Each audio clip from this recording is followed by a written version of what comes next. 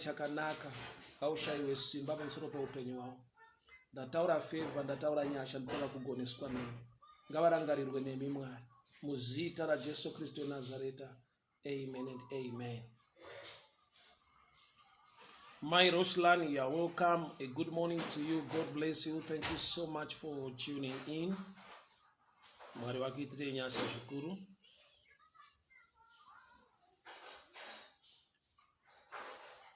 Sister Sylvia Dumbu, may the good Lord bless you. Mai Mukwena Muguti, may the good Lord bless you. Sister Shamiso Jake, Kamfumuanga Blapimbas, God bless you. Afik Dennis, you are welcome. Miss Holloway Leach Ome, may the good Lord bless you. Baba Gideon Mutandwa, you are welcome. God bless you. Thank you so much.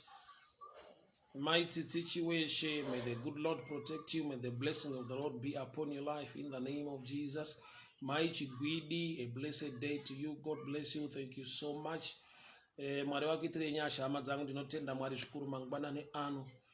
Shukura ndinaro muzwara nasi our morning devotion on this blessed Monday. Irikubva kuna Mark chapter 2. I love this scripture so much. Mark chapter 2 from verse 1, and I'll read. A few days later, when Jesus again entered Capernaum, the people heard that he had come home. So many gathered that there was no room left, not even outside the door, and he preached the word to them. Some men came, bringing to him a paralytic, carried by 4 of them.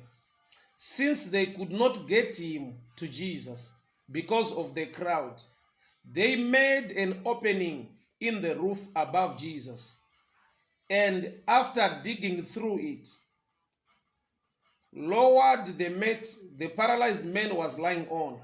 When Jesus saw their faith, he said to the paralytic, "Son, your sins are forgiven." Now some teachers of the law were sitting there, thinking to themselves, "Why does this man speak like this? He is blaspheming. Who can forgive sins but God alone?"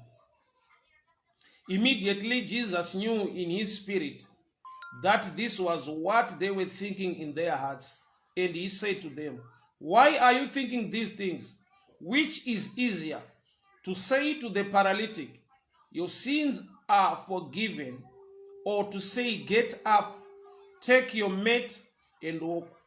But that you may know that the Son of Man has authority on earth to forgive sins." He said to the paralytic, "I tell you, get up, take your mat and go." He got up, took his mat, walked in full view of them all. This amazed everyone. They praised God, saying, We have never seen anything like this." May the Lord bless the reading of his word. Father, we thank you. Speak to us. Instruct us, correct us, and empower us for the glory of your name. In Jesus' mighty name I pray. Amen and amen. Mwari wakanaka, Mwari wakatendeka, Mwari wakarurama, ndinofara hama dzangu kukuonai online mangwanani ano kuti tigone kugoverana shoko raMwari. Nyaya yandinayo pano inyaya yemurume anga ari paralyzed. Akauya akatakurwa nehama dzake, vanzwa kuti Jesu arimo ari mumba, so vakauya nehama yavo kuti vaiendese pana Jesu igone kuporeswa. Asi vakava nedambudziko rekuti kwavakabva vakafambawo zvakanaka, there was a challenge kuti vachigona kusvika pana Kristu. Challenge yakavapo nokuti vanga vati nonokei, mumba manga mazara, so panga pasina space yekuti vanhu vagone kupinda kuti vaende kuna Jesu. Kudoo kwanga kusina space, which means the door ranga rakavhurika, but nekuda kwekuzara kwevanhu there was a blockage. Muupenyu mufunge pane zvimwe zvinhu zvekuti ndezvako, Mwari vakazvizarura kuti zvive zvako, asi kune vanhu vakangonzwa kuda kungomira munzira yekuti utadze kusvika paunofanirwa kusvika pane ruponeso rweupenyu hwako. Mukatarisa vana veIsraeri, vabuda muEgypt kuti vaende kundotora Canaan, a promised land, nzvimbo yavakapiwa. As along the way, along the path, kune marudzi, kune vanhu vaivarwisa. Ukatarisa paRepidim, maAmalekites akauya kuzorwa nevana veIsraeri, kwete nekuti varikuda kuita take over the wilderness, but nekuda kwekuti that was the way yavaifanirwa kushandisa kuti vagone kusvika mupromised land, mudestiny. So varume vauya nehama yavo, a paralyzed man carried by 4, vari kuda kuti vamusvitse pana Jesu. Nekuda kwekuti hapasi kupindika, vakava nepfungwa yandinoda kuencourage somebody this morning, not to quit, not to give up, not to lose hope. People can block you. See that power, that willpower, that desire, that hunger in you, yekuti I must get there. Haifanirwe kufa kana kufarwa nokuti vanhu vafara. Kune vanhu vanoda kuti kana chinhu chaitika vanzi ivo ndivo vega vane chinhu ichocho, kana kuti vanogona zvinhu izvozvo, zvekuti vanoisa a blockage. Havachada mumwe munhu kuti awane access kuti asvike pavasvika. Asi chandinoziva Mwari ndiMwari une nyasha, asi unoshanda nemoyo usingade kuneta, a willing heart, moyo une desire kuti zvinoita panosvikika. Blockage iripo vanhu chaivo.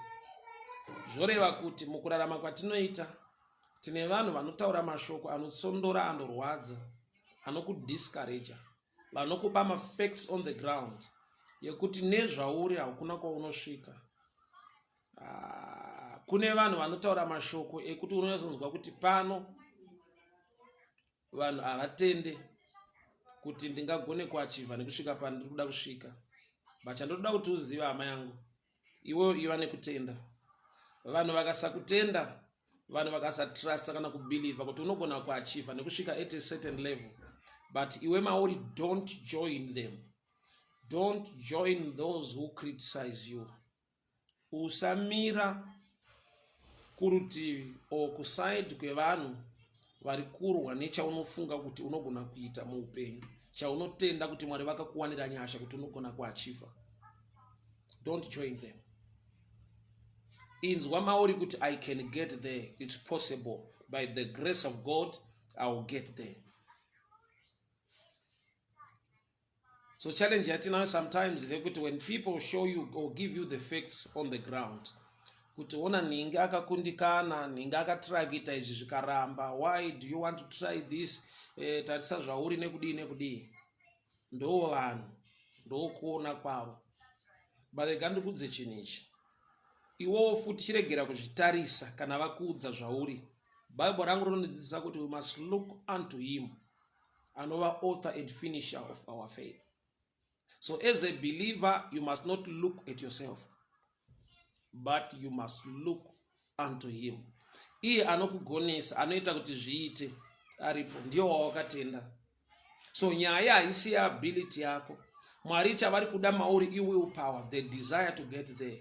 But simba ne ability zvinobva kuna Mwari. So happy to see you, Pastor Linda. How are you doing? Say, I hope you are fine. God bless you.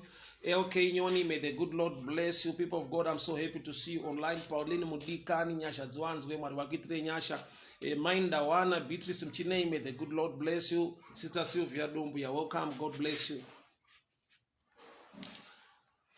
So, Lanu Wakazara, the door is not closed, but Varushaya access, Yekutiva Pinde, nekuda kwekuti vanhu ndo vapedzisira vava do. So vanhu vanorepresenta ma-ideas ari already on the ground, knowledge iri common or iri natural yekuti ukada kuedza chinhu maybe ukagoogle uchida kuona kuti zvakamboitwa naanani, vakazvifambisa sei, unogona kuona zviri negative, kukundikana kwevanhu nekusachiva kwavanhu. But you are different. There is grace in you. Pane nyasha dzaMwari dzinokugonesa. So unofanirwa kuzembera, you need to trust on the word of God. Let me give you a shadow picture. Murume uyu anga akatakurwa paralyzed man. Bible not he was carried by 4 men. Those 4 men angori a shadow picture of the gospel. Matthew, Mark, Luke, and John. Iwaya mabhuku anons the gospels. This paralyzed man is a believer. Asina simba. But anogona kuachiva nekushika kwa anoda kushika kana abvuma kutakurika nevarume 4. So when you surrender your life to the word of God, when you surrender to the grace of God, when you surrender to the word of God, the gospel of Jesus, vangeri rinokusimudza rokusvitsa paunofanirwa kusvika. So this paralyzed man is a shadow picture of you and me. Tine zvinhu zvatinoda kuita muupenyu zvatisina simba, but zvatinofanirwa kuita nekuda kwekuti tikatenda muvhangeri raKristu, nyasha dzinotisvitsa patinofanirwa kusvika ipapo. So 4 men, they represent the gospel, Matthew, Mark, Luke, and John, which is the gospel of grace. So avana kudzoka nokuti pakazara vanhu. So vanhu ndati zvinorepresenta ma-ideas, kutaura kwevanhu pfungwa dzavo. Number 2, vanhu varipo vari kumubloka vanogona kuva iwewe kana kuti inini ndinozvibloka ndega nokuti neniwo ndiri munhu nekuda kwezvandinofunga kana kuti the level yekutenda kwangu. So panga pakazara vanhu kureva kuti iwe unogona kuti havasi vanhu vari kukubloka, but iwe nokuti uri munhu une dzimwe pfungwa, une mamwe maziviro nekumwe kutaura kwekuti unopedzisira wava a blockage to your own destiny. Why? Because we surrender everything to the flesh, our cooperator from the spiritual realm or the spiritual understanding. Sa Bible richitoti akatukwa munhu unozembera nyangwe panjere dzake. Why? Nekuda kwekuti you need to trust the knowledge or the mind of God. So varuma havana kudzoka kumba. It's not time to quit. Blockage ingangovapo kuti gore rakutopera huna chawaachiva. There is a blockage yekuti vanhu vanotaura zvavanotaura newe une zvaunofunga. But these 4 men, by the reason of the gospel, nekuda kwevhangeri rawakatenda, you will get there. Panosvikika zvinoita. Remember, the easiest access yekuti munhu agone kupinda mumba is by using the door. That's the best or the easiest access, entrance yekuti munhu agone kupinda mumba. But there were a lot of people vakamubloka padoor panga pakazara. Remember, he is paralyzed. Anongoda pakavhurika kuti agone kupinda, haana simba. But thank God, the 4 men who were carrying this guy ndo vakava simba rake. Handiziva ndikutaura naye mangwanani ano, Mwari ndo simba rako, vhangeri raKristu ndo rive simba rako. Kune zvinhu zvaunogona kuachiva muupenyu, not by might or by power, but by the Spirit of God. Unazvo zvinhu zvokuti ukacheuka ukatarisa kumashure unotoona kuti ndanga ndisina simba, I was paralyzed, but ndakagona kuita zvinhu zvinodemanda power ndisina power, only by the reason of the grace of God. Nyasha dzakanditakura. Maitsi chiweshe ya welcome, God bless you. Une zvinhu zvokuti ukacheuka kumashure unotoona kuti this is only by the grace of God. Izvi zvinongoitika bedzi nenyasha dzaMwari izvi. Why? Nokuti iwe uri paralyzed hauna simba, but une zvawakaita ukaachiva zvinodemanda simba.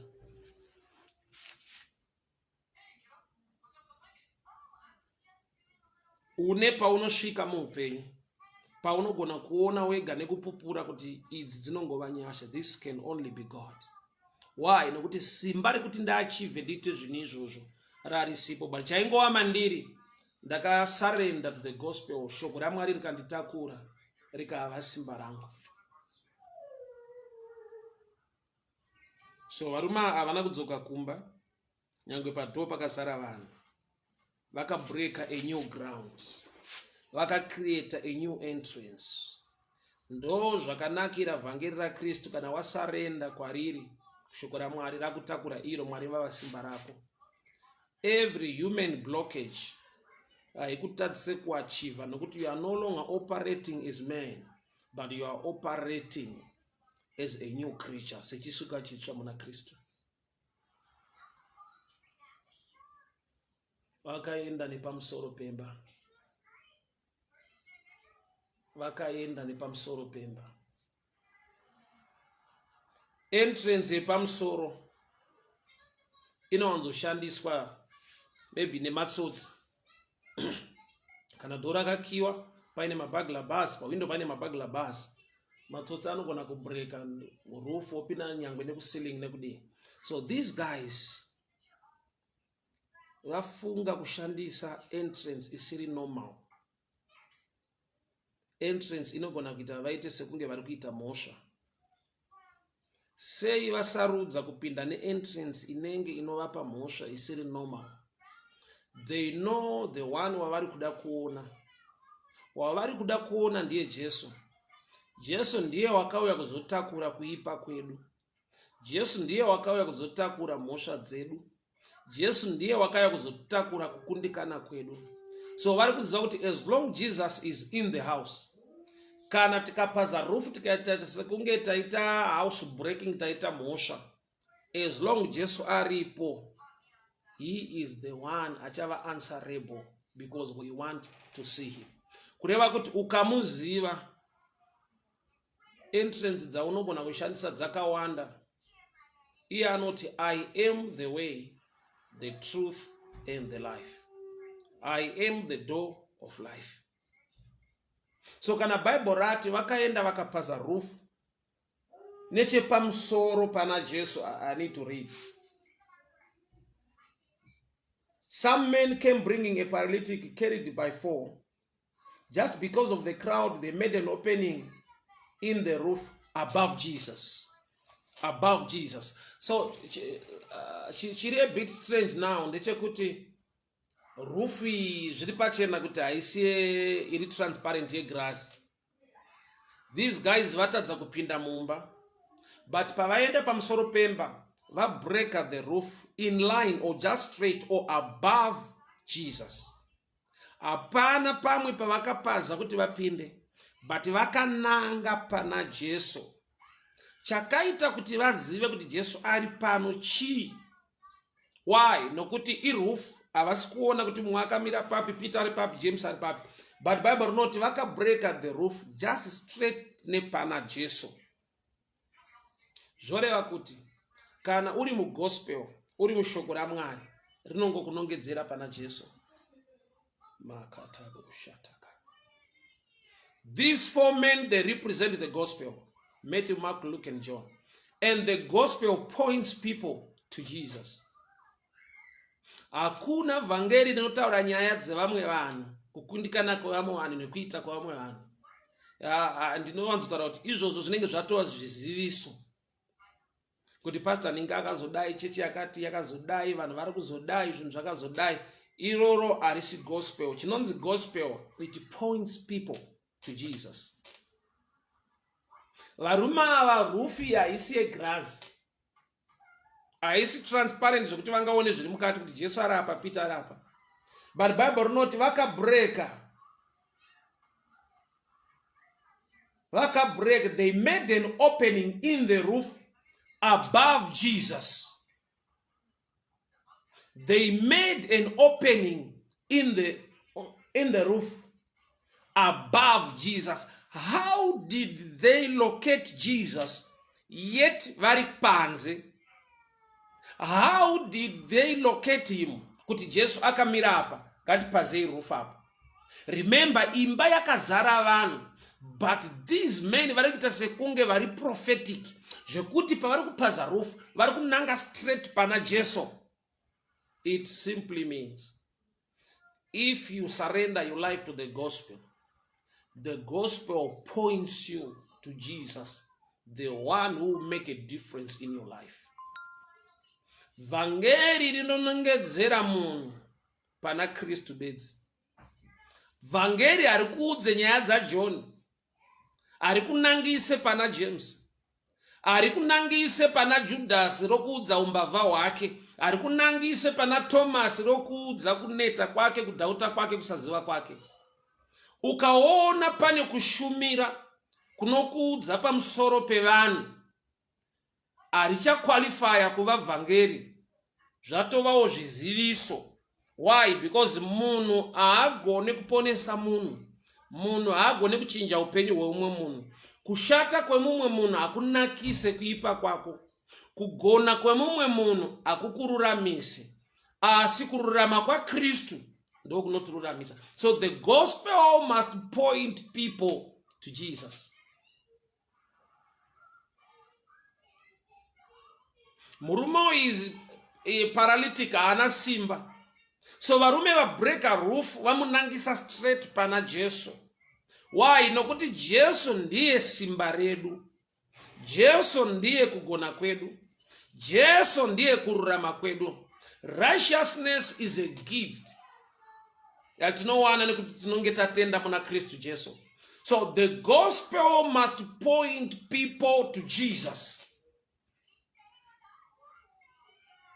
Kuipa kwa ningi nekunaka kwa ningi, kugona kwa ningi nekushata kwa ningi, zviri mu group rezvinonzi zviziviso. The gospel must point you to Jesus, author and finisher of our faith, our Redeemer, wonderful counselor. So varume, they are not prophets, yet the sure word of prophecy is the gospel. So vaka break a roof just above Jesus. They made an opening in the roof. Another element yakangona kubatsira kuti vazive kuti apa ndo pana Jesu. Remember, pavano break a roof, pane ma fragments, pane zvinodona zvichipinda mumba. So kana pane zvaidona pavari kupaza roof, chakaita kuti vazive kuti pano ndo pana Jesu. Jesu uri kuziva kuti pane vashaiwa access kudoor vari kuda kupinda. Jesu akainga kuzotakura utera hwedu nekukundikana kwedu. Ndiye wakauya kuzoponesa nyangwe nembavha. Saka chinopaza roof beds, house breaking matsotsi. Saka Jesu akainga matsotsi iwayo. Haagone kucomplaina, but he is ready to welcome so he can forgive and heal. Saka chimwe chakaita kuti varegere kuziva, havana kunzwa complain.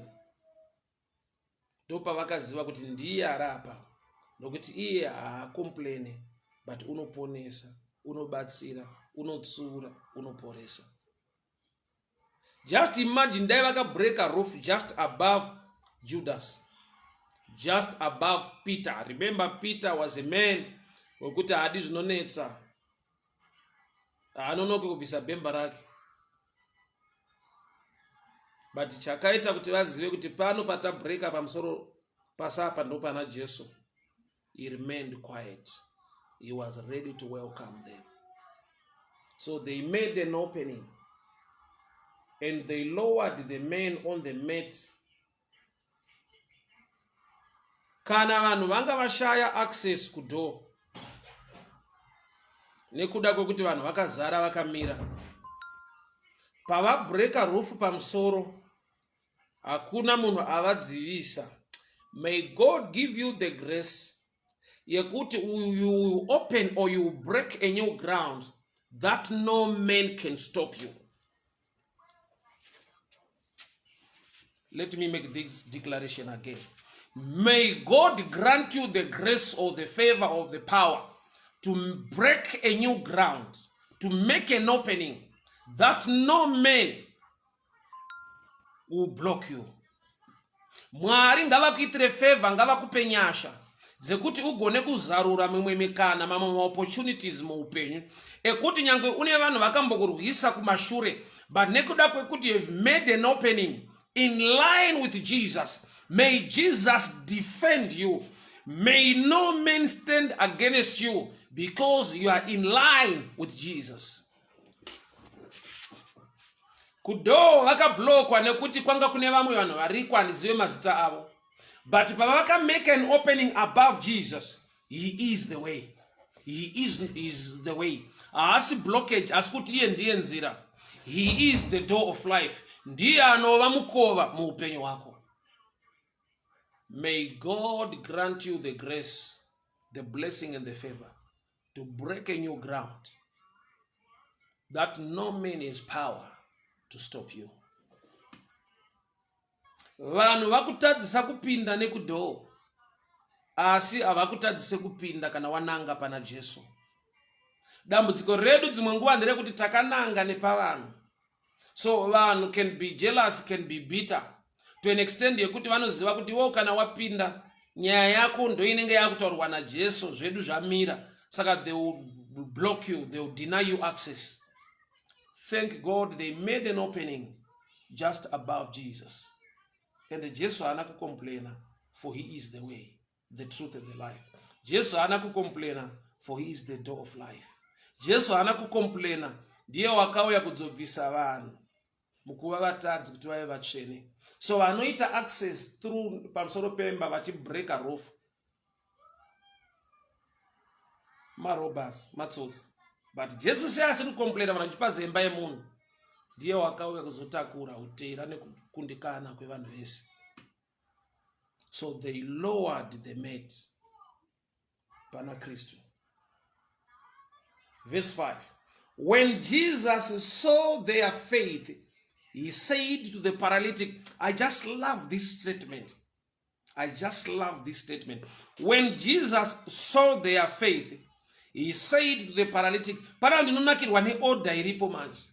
Jesu hatange nekutaura nemunhu ane dambudziko, but anotanga nekunotisa nekuzivisa kuti pane chandatanga ndaona. Kurati haana kutanga aona problem, atanga kuona vanhu vauya vakatakura murume ane problem. Zvora kuti paunouya nedambudziko rako kuna Mwari, ufunge pane chinotanga kuonekwa. Isu tinenge tichida kuti atange aona dambudziko, but Jesu anoda kutanga aona kutenda. Kabadaya sandala bosha. Ribaja e manti balando. When he saw their faith, paakaona kutenda kwavo, he said to the paralytic, pane zvinotanga kuonekwa. Isu tine zvatinoda kuti zvitange zvaonekwa, especially dambudziko racho kana kuti challenge. But faith is like an eye opener to the Lord. Faith is like an eye opener. When he saw their faith, so thank God for this man, for his friends. Akatamba nevanhu vane chinhu chino attracta Kristu kuti iye agone kuzoonekwa. Faith yaonekwa panapa ndeye mafriends akamutakura. Why? Nokuti apaza rufu. Kutenda kusina mabasa kwakafa. Basa ravaita rekubreak up. That's a sign yekuti we know the man who is inside. We trust the man who is inside. Another dimension, inotaridza kuti Jesu wakaona kutenda kwavo. Remember, 4 men were carrying this man, but they lowered him to 1 man, which means vari kuti zvatatadza tiri 4 you can do. Zvatatadza tiri 4 imimi Jesu muri mumwe chete munogona. Ndauya zokutaurira mudikani, zvakatadzwa nehama dzako dzakawanda, Jesus can do. Zvakatadzwa nema-connections akawanda, Jesus can make a difference. Zvakatadzwa nevazhinji vaedza kumira newe nekuda kukubatsira, Jesus alone can make a difference. Jesu unoita a difference. So Bible that when he saw their faith, faith inooneka. Faith inooneka nokuti faith inomanifesta mu action. Aigumire mu heart pakubeliever, but faith could demonstrate what you believe. So faith inaoneka when he saw not them, but their faith. Not their problem, but their faith. Truly, they were carrying a man and a challenge. But Jesus saw their faith. Akaona kutenda kwavo. Then he said to the paralytic, ndokubva azotaura kune murume uyu, son, your sins are forgiven. Then he said to the paralytic, but statement yaari kutaura pekutanga, forgiveness of sins, not healing. Vauya nehama kuti iporeswe. Jesu akutanga ne subject yavasina kubvira vafunga kuti tikaenda naye kuna Jesu ndio inofanirwa kutanga. Sei Jesu ari kutanga nenhau ye forgiveness of sins. Sei asiri kutanga ne healing yanyanyofambirwa nevarume 4 vanga vakatakura munhu. Chinhu chekutanga chinokosha chakaunzwa negospel raKristu relationship yemunhu naMwari. Zvikuru sei kuregererwa kwezvivi zvedu nekuda kweropa rake rakaerera pamuchinjikwa. So chinotanga inhau yekugadziriswa kweukama, because sin is blockage. So Jesu unobvisa sin as a blockage. Your sins are forgiven. The greatest miracle is salvation. Tine zvatinoda nekudesire kuti dai Mwari vandiitira zvakati, Mwari vandiitira zvakati. Do you know kuti munhu anogona kuwana healing asina relationship? Healing yomunyepera sekunge ane relationship nokuti aporeswa. Dzingoriwo tsitsi nerudo rwaMwari. It takes me. Panyaya yemukadzi aive the issue of blood. Jesu mukadzi uyu abata mukombero aporeswa. Jesu akabvunza kuti who touched me? Kureva kuti ari kuedza kupa picture yekuti tinogona kusatozivana but uri uchibenefita nyasha dzaMwari. Saka muchiona kuti nyangwe minda yevaroi inonaya mvura, vanotodyara votokohwa. Nyangwe munhu abva mukuuraya anogona kuramba ari mupenyu kwemakore akatowanda, kwete nekuti Mwari vari kutsigira kuva emedhara, but the grace of God. Nyasha dzavo dzakakura. Havafariri rufu rwomutadzi. Vanopa munhu mukana wekuti aponeswe atendeuke. So Jesu wakatanga the greatest. Jesu wakatanga nechakakura chaiandamainwa nekuandaretwa nevazhinji. So part your sins are forgiven. Zvanzi mumba mavo makazara ma-teachers of the law. Ndo vakati he is blaspheming. Who can forgive sins but God alone? That's a picture. Yet the kind of the church, the kind of people vanga vakazara mumba vasingamuzive, vasingazive ability yake, vasingamuzive kuti ndiani, vaimutreata, vaingomuona as a preacher but not as the Son of God who has authority and power to forgive sins. So church inogona kuzara nevanhu vasingamuzive kuita kwake nekugona kwake. Remember, these are teachers vari kuleka that insight concerning Jesus. Imagine a teacher teaching in the church, yet he does not understand kuti Jesu ndiani, anoitei, akaingei. That's the danger in our churches today. People are being led by teachers who doesn't know kuti Jesu ndiani, akaingei, anoitei muupenyu hwevanhu. Yet they were teachers. Ngatibatsiranei kuona danger iri panapa madzangu. They were teachers of law. Vari kuleka the revelation concerning Jesus. They are accusing him of blaspheming. Nekuda kwekuti they don't have the spiritual understanding kuti Jesu ndiani. Iye ndokubva azvinzwa mwana make. Baba rinoti wakanzvera in his spirit. Immediately Jesus knew in his spirit what they were thinking in their hearts. Which one is easier? Could your sins are forgiven or carry your mate and go? In other words, Jesus ari kuti zvese zvakatoreruka.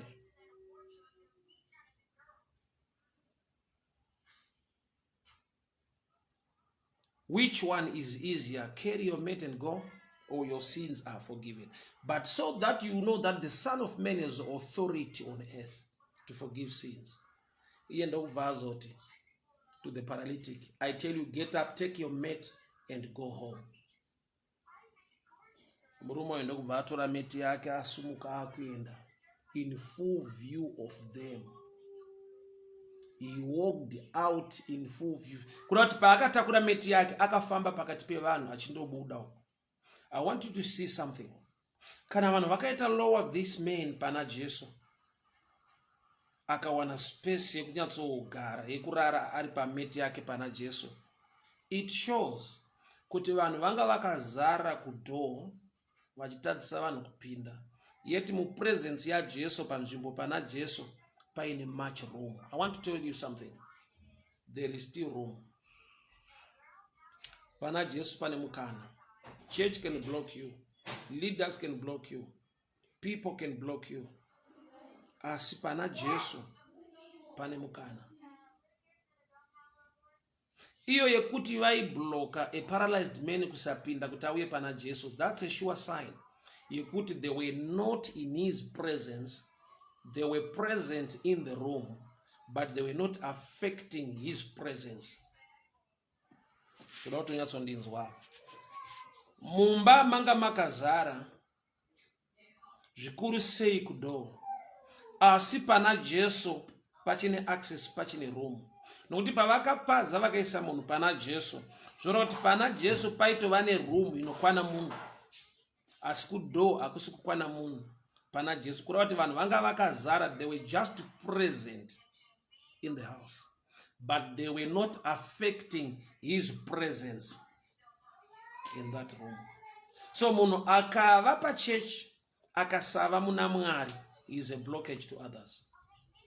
Munhu anogona kuva pa church but oregera kuva muvepo wa Mwari, ndo paanoproducer a character iri so strange yekuti munhu anogona kunetseka kuti asikana pa church ndo panda kunyewa, pa church ndo panda kutukwa, zvinhu zvandakatiza kunyika nekumabhawa nekupi kwataiswerawo, but ndauya mu church the same thing is happening. True zvinoita. Why? When people are just present and they are not in his presence, they will manifest such a character, iri rebellious, iri dangerous to those who want to come to Jesus. So kudo kunogona kuzara pana Jesu pane mukana. So character yavaita yekubloka munhu kuti asauye pana Jesu, it shows kuti vanga vakawandira kudo but vasiri paari, vasinei neuwepo hwake.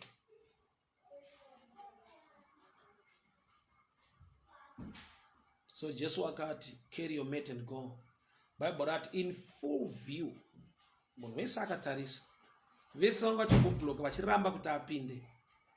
Havachagona kuramba kuti abude. Kana panga pasina kucreateka room entrance yekuti apinde kudo time yanga ari paralyzed. But now because he is now healed, he has now the power even to push them away in full view of them so that he can access way to go out. Mwari ngavakuitire nyasha. Mwari ngavakuitire favor.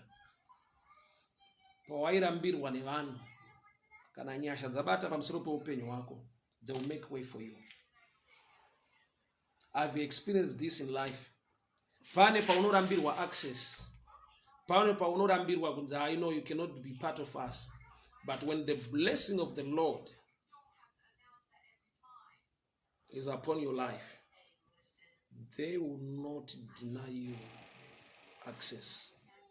You will walk in full view of them all. Nyasha dzinokukreatera mukana wekuti vanhu vaikurwisa vachiramba. Unoziva, when things are bad, vanhu vanobva, but when things are okay, they will come close. They will seek you. They will love you. They want to associate with you. The same people might have access, but when the grace of God may be manifest in your life in full view, Mwari ngaakuropafadze. Ende vanhu ngavazvione kuti waropafadzwa, usisiri uye uye aitakurwa, but you can also carry your mate. Ropafadzwa in full view of them, so they can